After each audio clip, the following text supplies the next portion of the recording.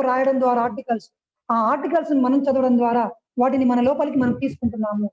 టీవీలలో మనం చూస్తున్నాం సీరియల్స్, సినిమాలు, వాటిలో కూడా ఉంటాయి ఇవే కాన్సెప్ట్స్. చాలా మంది అంటారనమాట, కాళ్ళు నొప్పి వచ్చింది అని డాక్టర్ దగ్గరికి వెళ్ళినప్పుడు ఏజ్ ఎంత అమ్మా అంటారు. 60 ఏళ్ళు సార్ అంటే, ఇంకేందమ్మా ఏజ్ మీద పడింది, అందరికీ అది కామన్ అని డాక్టర్ చెప్తాడు సైంటిఫిక్ గా. డాక్టరే చెప్తున్నప్పుడు మనం ఈజీగా నమ్ముతాం. అవును ఇంకేముంది, ఇక నా ఏజ్ అయిపోయింది, నా కాళ్ళు కీళ్ళ నొప్పులు అన్ని వచ్చేస్తాయి, ఇక టాబ్లెట్స్ వాడుకుంటూ ఏదో బతికినన్నాళ్ళు అలా బతకాలని నమ్ముతున్నాం.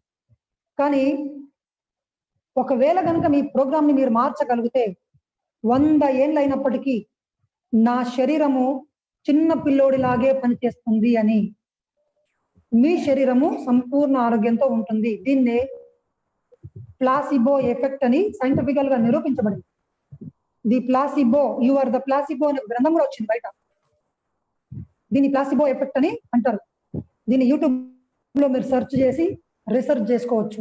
ప్రపంచవ్యాప్తంగా ఎన్నో వేల మంది యొక్క డేటాను తీసుకొని డాక్టర్ జో డెస్పెంజా అనే ఒక సైంటిస్ట్, బ్రెయిన్ ప్రొఫెసర్, ఇవన్నిటిని ప్రాక్టికల్ గా చూసి ఒక గ్రంథం రాశాడు, యు ఆర్ ద ప్లాసిబో అని. సో మన జీవితంలో జరిగే అనారోగ్యమైన, సంపదలైన, ఇవన్నీ రిలేషన్షిప్స్ అయినా ప్రతిదీ మీ సబ్ కాన్షియస్ మైండ్ లో మీరు ఏర్పరచుకున్న ప్రోగ్రామింగ్.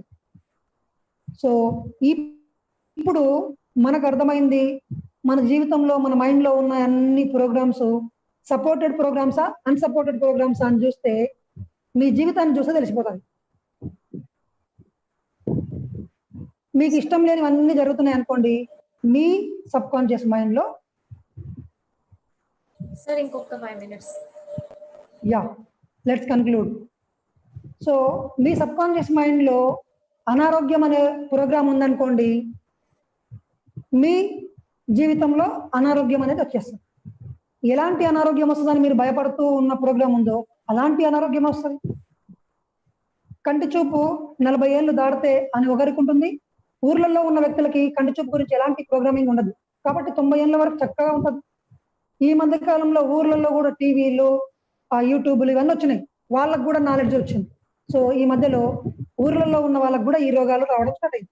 కారణం, వీళ్ళకు కూడా బయటి ప్రపంచం సైంటిఫిక్ సంబంధించిన జ్ఞానం అందింది. ఆ అనార్గనైజ్డ్ జ్ఞానంతో వీళ్ళు కూడా వాళ్ళ సబ్ కాన్షియస్ మైండ్ ని నెగటివ్ గా ప్రోగ్రామ్ చేసుకుంటారు. సో వాళ్ళకు కూడా జబ్బులు రావడం స్టార్ట్ అయింది.